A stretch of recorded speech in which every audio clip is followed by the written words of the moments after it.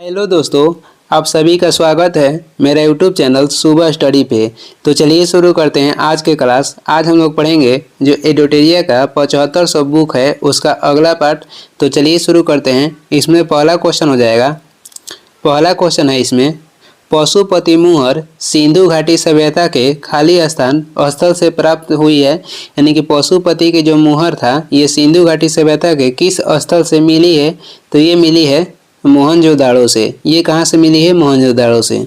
मोहनजोदाड़ो की खोज रखाल दास बनर्जी कहेगा कब किए थे? तो ये किए थे 1922 में।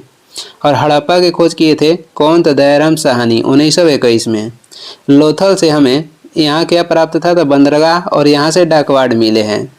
मिट्टी से जो निर्मित हल है इसका साक्ष्य प्राप्त हुआ है बनवाली से। और बनवाली हड़प्पा स्थल कहाँ पे स्थित है? तो ये स्थित है कहाँ पे? तो हरियाणा में। और जूते हुए खेत का साक्ष्य प्राप्त हुआ है कहाँ से? तो कालीबांगा से। कालीबांगा स्थित है राजस्थान से।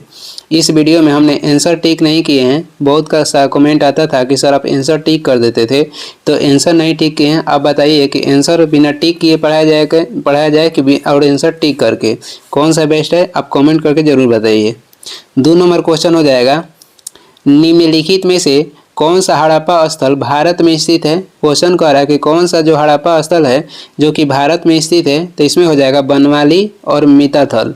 मिताथल और बनवाली ये भारत में स्थित हड़प्पा स्थल है। बनवाली स्थित है हरियाणा में और यहाँ से मिट्टी से निर्मित हल का साक्ष्य प्राप्त हुआ है। और मिताथल भी हरियाणा में स्थित है। बाकी हड़प्पा स्थित है कहाँ पे? तो पाकिस्तान में। और अमरी स्थित है पाकिस्तान में। हड़प्पा की खोज दयाराम साहनी किए थे 1921 में। आगे देखेंगे, आगे हो जाएगा 3 नंबर, गुप्तों द्वारा जारी किए गए चांदी के सिक्के कहलाते थे। तो गुप्त शासक द्वारा जारी किए गए चांदी के सिक्के क्या कहलाते थे? तो उसे कहते थे रुपयक। और सोने के सिक्के को क्या कहते थे? तो दिनार कहते थे। मौर्य काल के प्रचलित मुद्रा का नाम कहेगा तो ये हो जाएगा पौंड। मौर्य काल में प्रचलित मुद्रा के कहेगा कि मौर्य काल में कौन सी मुद्रा प्रचलित थी? तो ये हो जाएगा पौंड। बिना मुहर और बिना मुहर के या बिना मुद्रित किए गए सिक्के को क्या कहते थे? तो ये कहते थे करपाषाण। क्या? तो ये कहते थे करपाषाण। भारत में पत्र मुद्रा की शुरुआत कब हुआ था? तो भारत में पत्र मुद्रा की शुरुआत हुआ था 1806 में। और भारत में कागजी मुद्रा की शुरुआत हुआ था 1862 में। 4 नंबर क्वेश्चन हो जाएगा, असबाब ए बगावत ए हिंद नामक पुस्तक का संबंध किससे है? तो असबाब ए बगावत ए हिंद नामक पुस्तक का संबंध किससे है? तो इसका संबंध हो जाएगा 1857 के विद्रोह से। जो पील आयोग है, पील आयोग के गठन किया गया था 1857 के जो विद्रोह हुआ था उसे के जांच के लिए। भारत छोड़ो आंदोलन की शुरुआत 8 अगस्त 1942 में हुआ था। खिलाफत आंदोलन की शुरुआत कहेगा तो 1919 में हुआ था और इसका नेता कहेगा तो ये थे अली बंधु। बहावी आंदोलन हुआ था पटना के करीब 1820 में। आगे देख लेंगे, 5 नंबर हो जाएगा, कलचुरी वंश की स्थापना निम्न में से किसने की? तो कलचुरी वंश की स्थापना किए थे कोकल प्रथम ने। गढ़वाल वंश के संस्थापक कौन थे? तो गढ़वाल वंश के संस्थापक हो जाएंगे चंद्रदेव। पांडव वंश के संस्थापक कहेगा तो ये हो जाएंगे नेडियोन। और ब्रजहस्त पंचम ये गंग वंश के संस्थापक थे।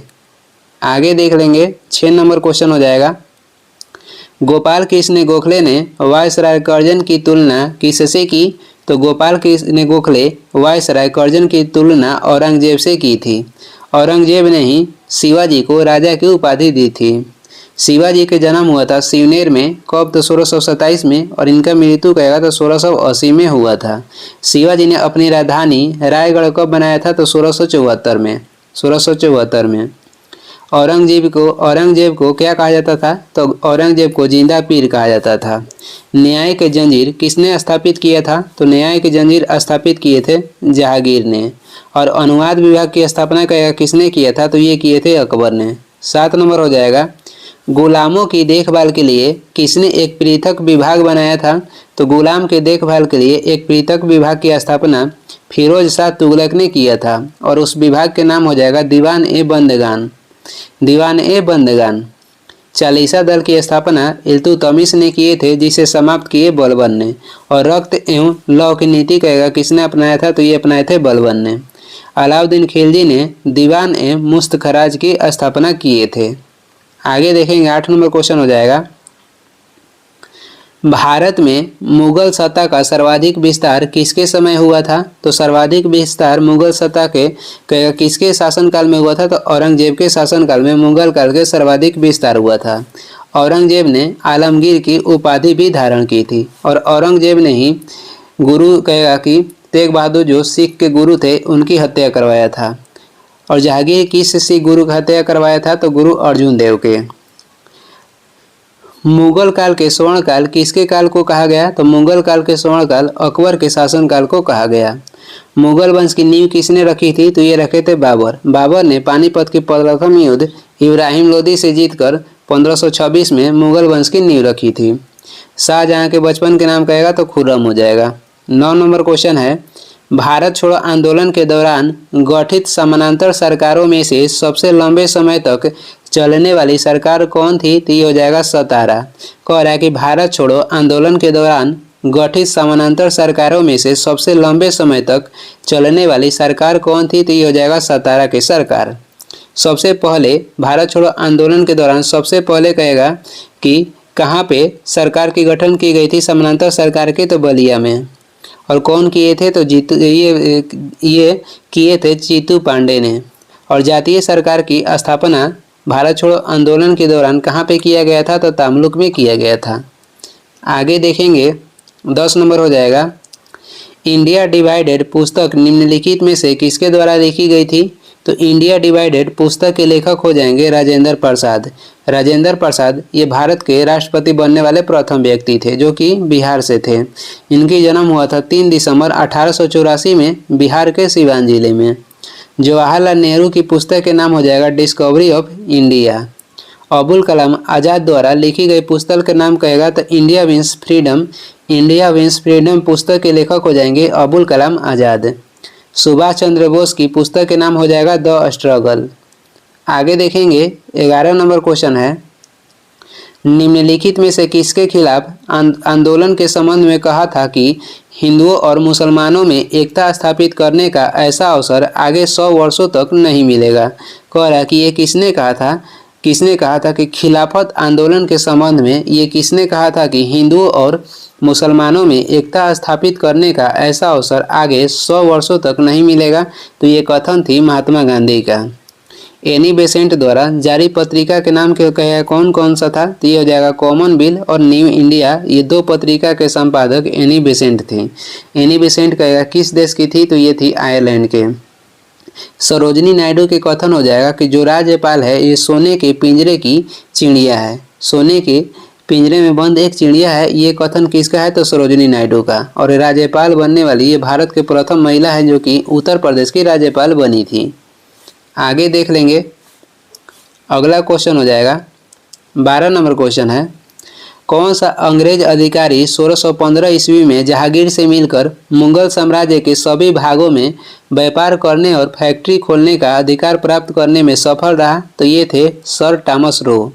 कौन सा अधिकारी अंग्रेज अधिकारी थे जो कि 1615 ईस्वी में जहांगीर से मिलकर मुगल साम्राज्य के सभी भागों में व्यापार करने और फैक्ट्री खोलने का अधिकार प्राप्त करने में सफल रहा, तो ये थे सर थॉमस रो। और ये जहांगीर के दरबार में कब आए थे, तो ये आए थे 1615 में। और कहेगा जहांगीर ने किसे खान की उपाधि दी थी, तो कैप्टन हॉकिंस को जहांगीर ने खान की उपाधि दी थी। और ये जहांगीर के दरबार में 1609 में आए थे। कब आए थे, तो 1609 में। जहांगीर के दरबारी चित्रकार कहेगा तो अबुल हसन हो जाएंगे और मशहूर हो जाएंगे। अबुल हसन ने बैलगाड़ी की चित्र बनाया था। मंसूर कहेगा तो ये बनाए थे बाज के चित्र। किसका, तो बाज के। आगे देख लेंगे 13 नंबर क्वेश्चन हो जाएगा, इसमें क्या है, तो इसमें है सूची 1 को सूची 2 से मिलान करना है। भारतीय संविधान की दूसरी अनुसूची में किसका उल्लेख मिलता है, तो भारतीय संविधान की दूसरी अनुसूची में वेतन एवं भत्ते पेंशन का उल्लेख मिलता है। और भारतीय संविधान की 5वीं अनुसूची के संबंध कहेगा तो इसका संबंध हो जाएगा अनुसूचित क्षेत्रों का प्रशासन से। भारतीय संविधान की 9वीं अनुसूची का संबंध कहेगा तो इसका संबंध हो जाएगा भूमि सुधार कानून से। और भारतीय संविधान की 10वीं अनुसूची का संबंध हो जाएगा दल बदल विरोधी कानून से, और ये लाया गया था 52वां संविधान संशोधन 1985 में। और भी कुछ महत्वपूर्ण अनुसूची है, देख लेते हैं। 11वां अनुसूची के संबंध कहेगा तो पंचायती राज से है, जिसमें विषय कितना दिया गया था तो 29। और 12वां अनुसूची के संबंध कहेगा तो नगर पालिका से हो जाएगा, जिसमें 18 विषय दिया गया था। टोटल अनुसूची की संख्या कहेगा तो 12 है। और 6ठी अनुसूची के संबंध हो जाएगा पूर्वोत्तर राज्यों के प्रशासन से, और ये पूर्वोत्तर राज्य कौन कौन से हैं तो इसका ट्रिक हो जाएगा एटीएम मिजोरम। और एटीएम मिजोरम ये 4 राज्य कौन कौन सा है तो ए से हो जाएगा असम, टी से त्रिपुरा, एम से हो जाएगा मेघालय और एक हो जाता है मिजोरम। ये 4 राज्यों के प्रशासन के बारे में उल्लेख किया गया है 6ठी अनुसूची में। आगे देखेंगे 14 नंबर क्वेश्चन हो जाएगा, भारतीय संविधान में प्रदत्त स्वतंत्रता का अधिकार के संबंध में निम्नलिखित में से कौन सा सत्य नहीं है तो इसमें हो जाएगा कौन सा सही सत्य नहीं आपको बताना है। तो भाषण व अभिव्यक्ति की अबाधित स्वतंत्रता ये स्वतंत्रता के अधिकार के संबंध में सही नहीं है। तो ये क्वेश्चन कह रहा था कौन सही नहीं है तो इसमें भी हो जाएगा, क्योंकि भाषण व अभिव्यक्ति की स्वतंत्रता का उल्लेख किया गया, अबाधित का उल्लेख नहीं किया गया है। और ये दिया गया है 19 के ए में। 19 के बी में किसका उल्लेख मिलता है तो शांतिपूर्ण सभा करने का उल्लेख अनुच्छेद 19 के बी में है। अनुच्छेद 19 के सी में क्या है तो संघ बनाने की स्वतंत्रता है। और डी में कहेगा तो भारत में भ्रमण करने की स्वतंत्रता है। और ई में कहेगा तो निवास करने की स्वतंत्रता है। और वही 19 के जी में कहेगा तो कहीं भी पेशा करने का यानी कि व्यापार करने का क्या है तो स्वतंत्रता है। और जो 19 के एफ है, जो अनुच्छेद 19 के एफ है, इसमें पहले संपत्ति के जो अधिकार था ये क्या था मौलिक अधिकार था, वर्तमान में अब इसे रख दिया गया है संपत्ति के अधिकार को अनुच्छेद 300 के क में। और संपत्ति के अधिकार वर्तमान में क्या है तो वर्तमान में विधिक अधिकार है, जिसे 44वां संविधान संशोधन के द्वारा 1978 में हटा दिया गया था। आगे देखेंगे 15 नंबर क्वेश्चन हो जाएगा, संविधान सभा में प्रस्तुत उद्देश्य प्रस्ताव में अभिव्यक्ति विचार को भारतीय संविधान के किस भाग में पूर्णतः शामिल किया गया है। क्वेश्चन कह रहा है कि संविधान सभा में प्रस्तुत उद्देश्य प्रस्ताव में अभिव्यक्ति विचार को भारतीय संविधान के किस भाग में पूर्णतः शामिल किया गया है तो ये शामिल किया गया है प्रस्तावना में। जो प्रस्तावना है ये ली गई है अमेरिका के संविधान से, और प्रस्तावना की भाषा ली गई है ऑस्ट्रेलिया के संविधान से। राज्य के नीति निर्देशक तत्व ये लिया गया है आयरलैंड के संविधान से। मौलिक अधिकार लिया गया है अमेरिका के संविधान से। और मूल कर्तव्य लिया गया है संयुक्त ये लिया गया है सोवियत संघ रूस के संविधान से। मूल कर्तव्य का उल्लेख मिलता है अनुच्छेद 51 के क में। और सोवियत संघ के विघटन कब हुआ था तो 1991 में हुआ था सोवियत संघ के विघटन। कितने गणतंत्र में तो 15 गणतंत्र में। मौलिक अधिकार का उल्लेख कहेगा तो अनुच्छेद 12 से 35 तक किया गया है। और ये जो राज्य के नीति निर्देशक तत्व है इसका उल्लेख मिलता है 36 से 51 तक। आगे देख लेंगे 16 नंबर क्वेश्चन हो जाएगा, करों और उसकी सरकारी कामकाज के निर्वाह में हुई अन्य प्राप्तियों से संघीय सरकार को प्राप्त हुआ समूचा राजस्व जमा होता है। कह रहा है कि करों और सरकारी कामकाज के निर्वाह में हुई अन्य प्राप्तियों से संघीय सरकार को प्राप्त हुआ समूचा जो राजस्व है कहाँ पे जमा होता है तो ये जमा होता है भारत की संचित निधि में। भारत की संचित निधि का उल्लेख अनुच्छेद 266 के फर्स्ट में किया गया है। भारत की संचित निधि से अगर धन निकालना हो तो किसकी अनुमति लेना पड़ेगा तो ये अनुमति लेना पड़ता है संसद के। और भारत के आकस्मिक निधि का उल्लेख मिलता है अनुच्छेद 267 में। और भारत के आकस्मिक निधि से धन निकालने के लिए राष्ट्रपति की अनुमति लेना पड़ता है। लोक लेखा समिति में इसमें विपक्ष दल के नेता होते हैं, और लोकसभा के होते हैं इसमें 15 सदस्य, राज्यसभा के 7 सदस्य होते हैं। टोटल कहेगा तो 22 होते हैं। लोक लेखा समिति गठन हुआ था 1921 में। आगे देख लेंगे अगला क्वेश्चन है 17 नंबर, निम्नलिखित में से किसके विरुद्ध जनहित याचिका दायर नहीं की जा सकती है तो किसके विरुद्ध नहीं की जा सकती है तो निजी पक्षकार के खिलाफ जनहित याचिका दायर नहीं की जा सकती है। और किसके द्वारा किसके खिलाफ की जा सकती है तो राज्य सरकार के खिलाफ, केंद्र सरकार के खिलाफ और नगर निगम के खिलाफ। और क्वेश्चन में कह रहा है किसके विरुद्ध जनहित याचिका दायर नहीं की जा सकती है तो निजी पक्षकार के खिलाफ जनहित याचिका दायर नहीं की जा सकती है। भारत में जनहित याचिका के कहेगा जनक किसे माना जाता है तो पीएन भगवती को भारत में जनहित याचिका को जनक माना जाता है। आगे हो जाएगा 18 नंबर क्वेश्चन है, भारत में अविश्वास प्रस्ताव के संदर्भ में निम्नलिखित कथनों पर विचार कीजिए। तो बारी बारी देखते हैं। कथन एक है, भारतीय संविधान में कहीं भी अविश्वास प्रस्ताव का उल्लेख नहीं किया गया है। ये सही है। अविश्वास प्रस्ताव केवल लोकसभा में ही पुनः स्थापित किया जा सकता है। ये भी सही है। अविश्वास प्रस्ताव लाने हेतु न्यूनतम 50 सदस्यों का समर्थन आवश्यक है। ये अविश्वास प्रस्ताव के बारे में तीनों जो कथन है सही है। इसका उल्लेख लोकसभा के नियम कहेगा 198 में मिलता है। प्रस्ताव को साधारण बहुमत से पारित किया जा सकता है। आगे देखेंगे, आगे हो जाएगा 19 नंबर है, स्वतंत्रता के पूर्व किस प्रांत में महार समुदाय को अछूत माना जाता था? तो ये माना जाता था बम्बई प्रांत में। कह रहा है कि स्वतंत्रता के पूर्व किस प्रांत में महार समुदाय को अछूत माना जाता था? तो बम्बई प्रांत में।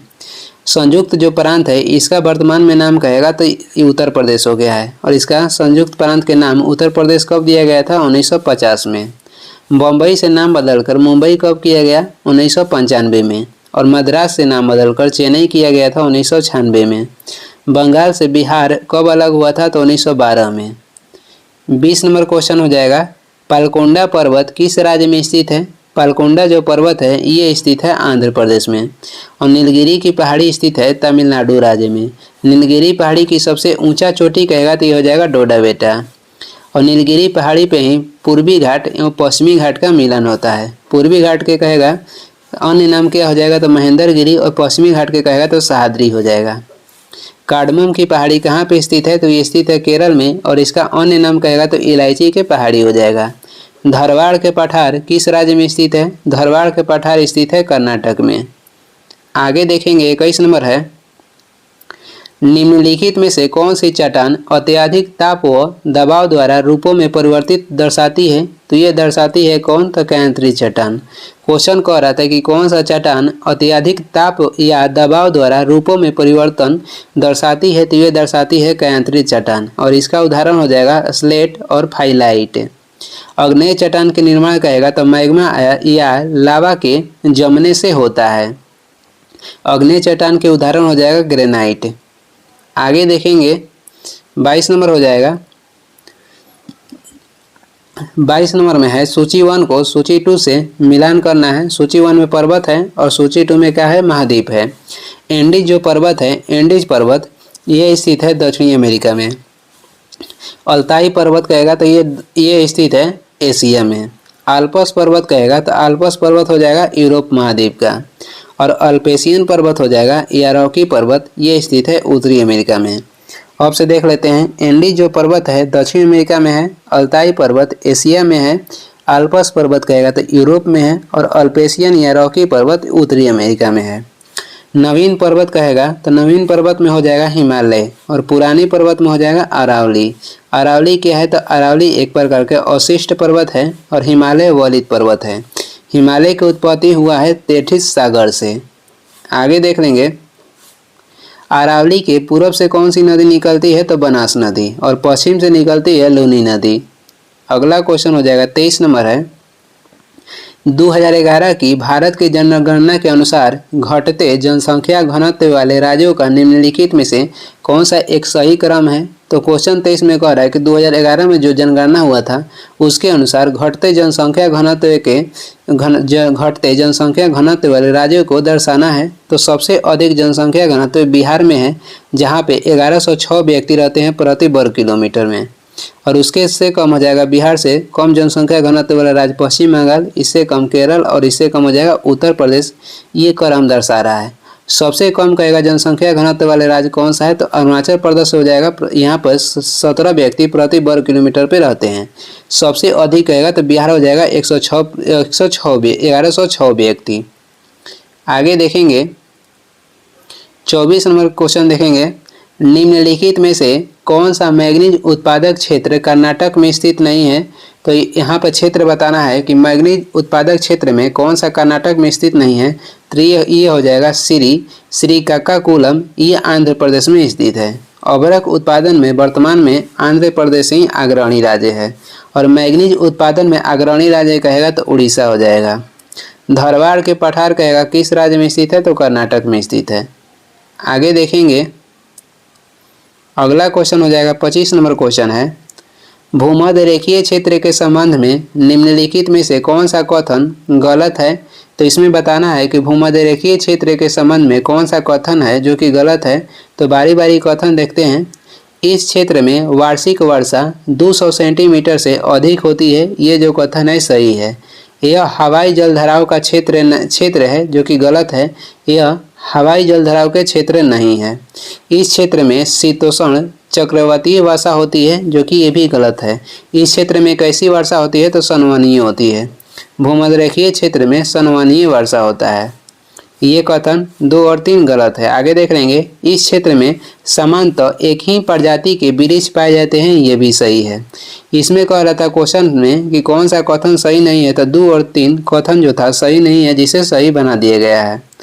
जो भूमध्य रेखीय अक्षांश है ये पृथ्वी को उत्तरी भाग को दक्षिणी भाग से अलग करता है, और ये क्या है तो ये 0 डिग्री के अक्षांश है। यहाँ पे दिन और रात क्या होता है तो बराबर होता है।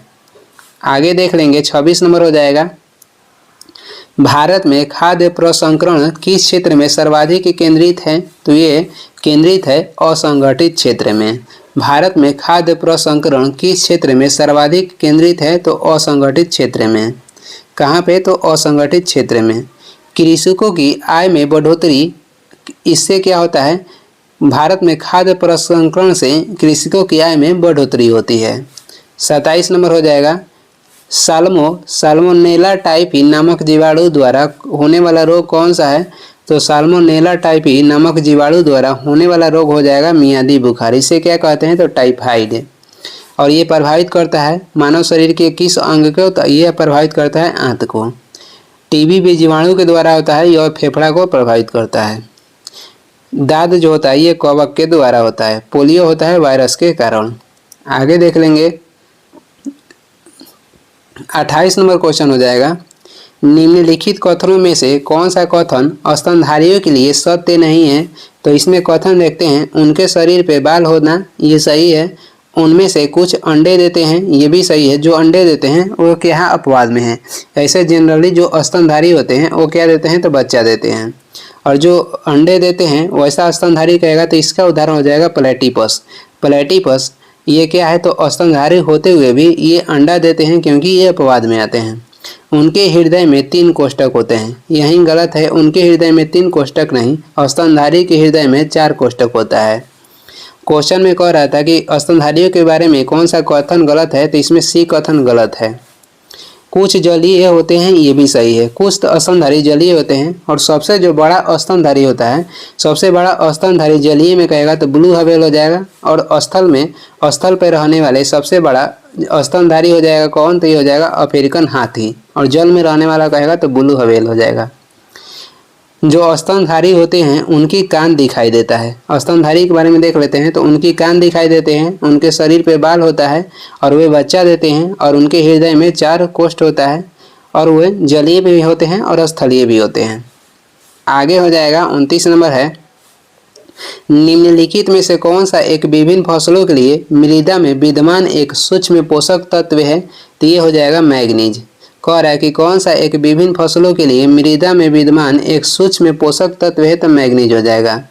और मटर में मार्स रोग ये मैग्नीज के कमी से ही होता है।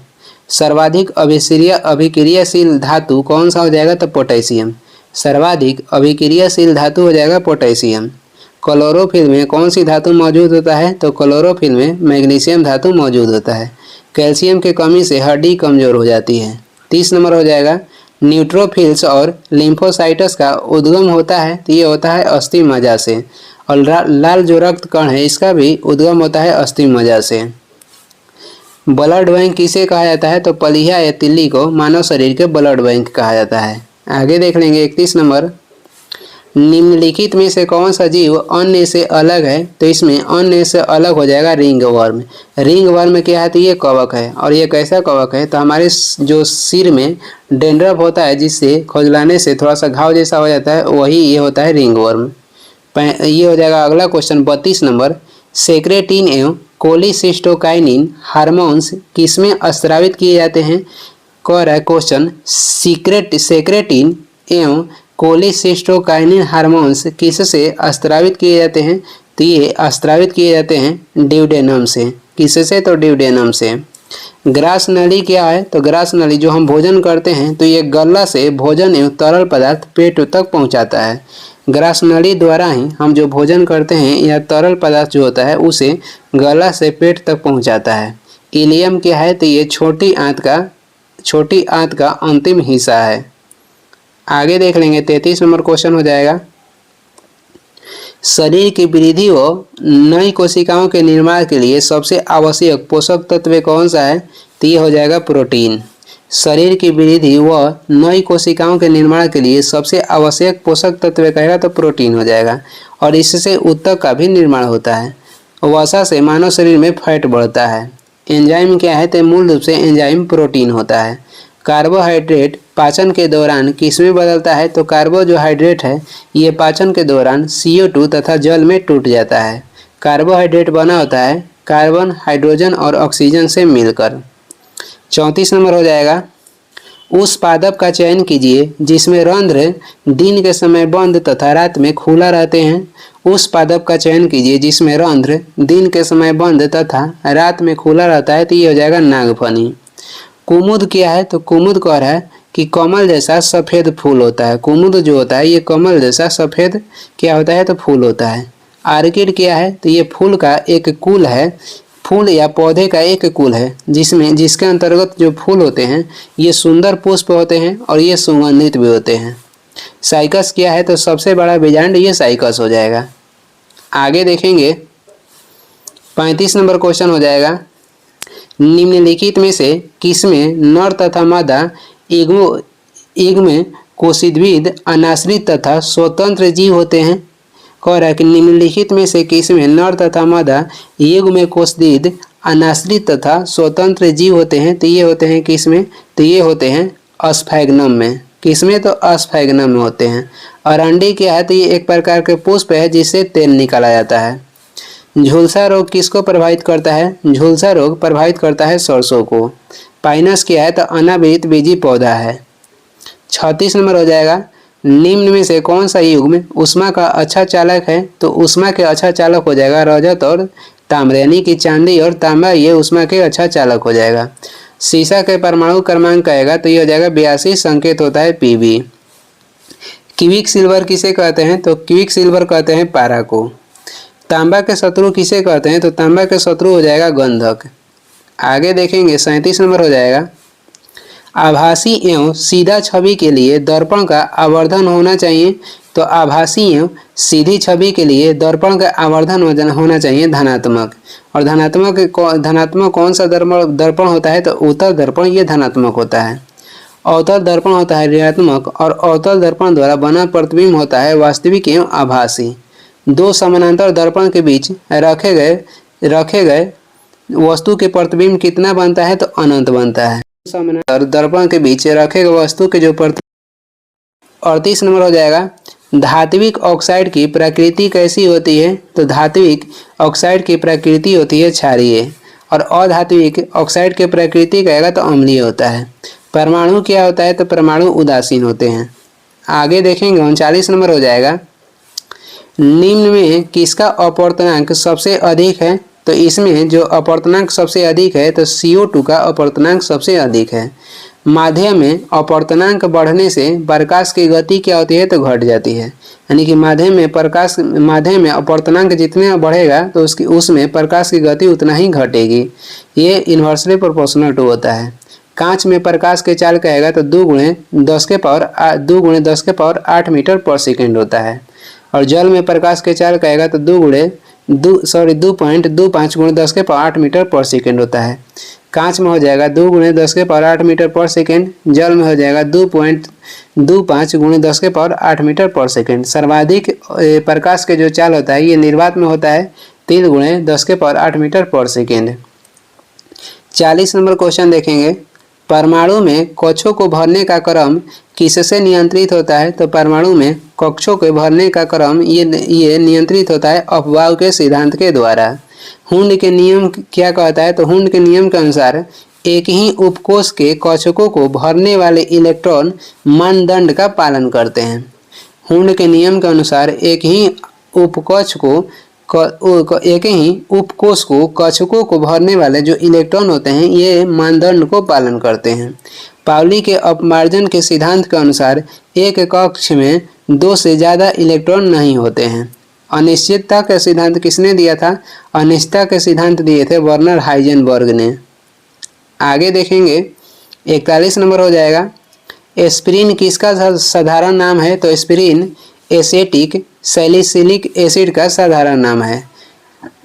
एस्पिरिन हो जाएगा। एस्पिरिन कहेगा किसका साधारण नाम है? तो एसेटिक सैलिसिलिक एसिड का साधारण नाम है। एस्पिरिन का उपयोग कहाँ होता है? तो गठिया जैसे रोग या दर्द और सूजन को कम करने के लिए एस्पिरिन का उपयोग होता है। 42 नंबर हो जाएगा। भारत के पहले सुपर कंप्यूटर को किस वर्ष निर्मित किया गया था? तो भारत के पहले सुपर कंप्यूटर को निर्मित किया गया था 1990-91 में, और जिसका कहेगा नाम क्या था? तो परम 8000। भारत द्वारा निर्मित पहला सुपर कंप्यूटर का नाम हो जाएगा परम 8000, जिसका निर्माण हुआ था 1990-91 में। तो ये कौन किया था? तो सीडेक पुणे द्वारा भारत के प्रथम सुपर कंप्यूटर के निर्माण किया गया था। 43 नंबर हो जाएगा। ऋणात्मक होलों के कारण किस प्रकार के अर्धचालकों में इलेक्ट्रॉनों का संवहन होता है? तो ये होता है एन प्रकार के अर्धचालकों में। और पी प्रकार के अर्धचालकों में किसका मिलन होता है? तो ये बना होता है त्रिसंयोजकता अशुद्धि से मिलकर पी प्रकार के अर्धचालक बना होता है। 44 नंबर हो जाएगा। जेट इंजन का आविष्कार किसने किया था? तो जेट इंजन के आविष्कार कौन किए थे? तो ये किए थे सर फ्रैंक व्हिटल ने। सर फ्रैंक व्हिटल ने जेट इंजन का आविष्कार किए थे। विद्युत चुंबकीय प्रेरणा की खोज किसने किया था? माइकल फैराडे किए थे। आंतरिक दहन वाला इंजन की खोज किसने किया था? तो कार्ल बेंज ने। हवाई जहाज की खोज किसने किया था? तो राइट बंधु ने। आगे हो जाएगा, अगला क्वेश्चन हो जाएगा 45 नंबर है। वैश्विक जलवायु स्थिति रिपोर्ट प्रत्येक वर्ष किस संगठन द्वारा जारी की जाती है? तो वैश्विक जलवायु स्थिति रिपोर्ट प्रत्येक वर्ष जारी करने वाला संगठन हो जाएगा विश्व मौसम विज्ञान संगठन। विश्व मौसम विज्ञान संगठन, जिसका मुख्यालय जेनेवा हो जाएगा, और इसकी स्थापना हुआ था 1950 में। संयुक्त राष्ट्र पर्यावरण कार्यक्रम, इसका पहला कहेगा कि संयुक्त राष्ट्र पर्यावरण कार्यक्रम की प्रथम बैठक जो हुई थी 1972 में हुआ था। कहाँ पे? तो स्कॉटलैंड में। और पहली बार पर्यावरण दिवस मनाने की शुरुआत कब से हुआ था? तो 1973 से। और कब मनाया जाता है? तो ये 5 जून को मनाया जाता है। विश्व पर्यावरण दिवस 5 जून को मनाया जाता है। और विश्व पर्यावरण संरक्षण दिवस कहेगा तो 26 नवंबर को मनाते हैं। विश्व पर्यावरण दिवस 5 जून को मनाया जाता है और विश्व पर्यावरण संरक्षण दिवस 26 नवंबर को मनाया जाता है। आगे देख लेंगे 46 नंबर हो जाएगा। भारत में किस वर्ष राष्ट्रीय बाढ़ नियंत्रण कार्यक्रम की शुरुआत की गई थी? तो ये की गई थी 1954 में। भारत में किस वर्ष राष्ट्रीय बाढ़ नियंत्रण कार्यक्रम की शुरुआत की गई थी? तो 1954 में। और 1954 में ही ललित कला अकादमी के गठन हुआ था। संगीत नाटक अकादमी के गठन 1953 में हुआ था। ITBP के गठन हो जाएगा 1962 में। ITBP के फुल फॉर्म हो जाएगा इंडो तिब्बत बॉर्डर पुलिस। राष्ट्रीय विकास परिषद के गठन कब हुआ था? NDC के तो 6 अगस्त 1952 को। और ये जो योजना होता है, ये योजना के अंतिम अनुमोदन करता है। 47 नंबर हो जाएगा। अर्थव्यवस्था का मौद्रिक आधार क्या है? अर्थव्यवस्था का मौद्रिक आधार क्या है? तो जनता और बैंकों द्वारा भंडार के रूप में धारिता मुद्रा की राशि। अर्थव्यवस्था का मौद्रिक आधार क्या है? तो जनता और बैंकों के द्वारा भंडार के रूप में धारिता मुद्रा की राशि। मौद्रिक नीति कौन जारी करता है? तो RBI मौद्रिक नीति जारी करता है।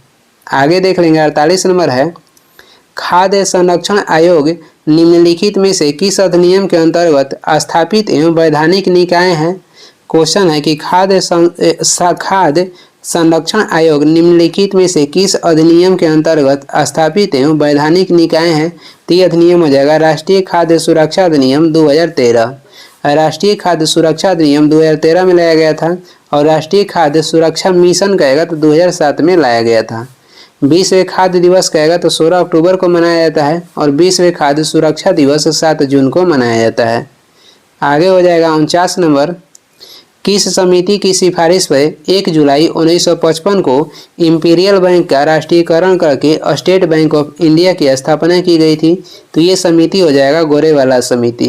गोरेवाला समिति के सिफारिश पे इंपीरियल बैंक के नाम बदलकर एसबीआई किया गया था 1955 में। इंपीरियल बैंक के गठन कब हुआ था? इंपीरियल बैंक के गठन 1921 में हुआ था। नरसिम्हन समिति के संबंध किससे हो जाएगा? तो बैंकिंग सेवा सुधार से संबंधित हो जाएगा नरसिम्हन समिति। दामोदरन समिति का संबंध रहेगा तो बैंक शिक्षा ऋण से है। दामोदरन समिति के संबंध हो जाएगा बैंक शिक्षा ऋण से। दीपक मोहंती समिति के संबंध हो जाएगा पेंशन से। आगे देखेंगे 50 नंबर हो जाएगा। 50 नंबर क्वेश्चन है, इसमें क्या करना है? तो सूची 1 को सूची 2 से मिलाना है। सूची 1 में उत्सव है और सूची 2 में क्या है? राज्य और केंद्र शासित क्षेत्र है। हॉर्नबिल पर्व जो है ये कहाँ मनाया जाता है? तो हॉर्नबिल जो पर्व है ये नागालैंड राज्य में मनाया जाता है। हॉर्नबिल पर्व नागालैंड राज्य की है। संगाई पर्व कहेगा कहाँ की है? तो संगाई पर्व मणिपुर राज्य में मनाई जाती है। राजहंस पर्व कहेगा तो ये मनाया जाता है आंध्र प्रदेश में। और हेमिस पर्व ये लद्दाख में मनाया जाता है। आंध्र प्रदेश जो राज्य है ये भाषा के आधार पर गठन होने वाला पहला राज्य है। आंध्र प्रदेश भाषा के आधार पर गठित होने वाला पहला राज्य है जिसका गठन हुआ था 1953 में।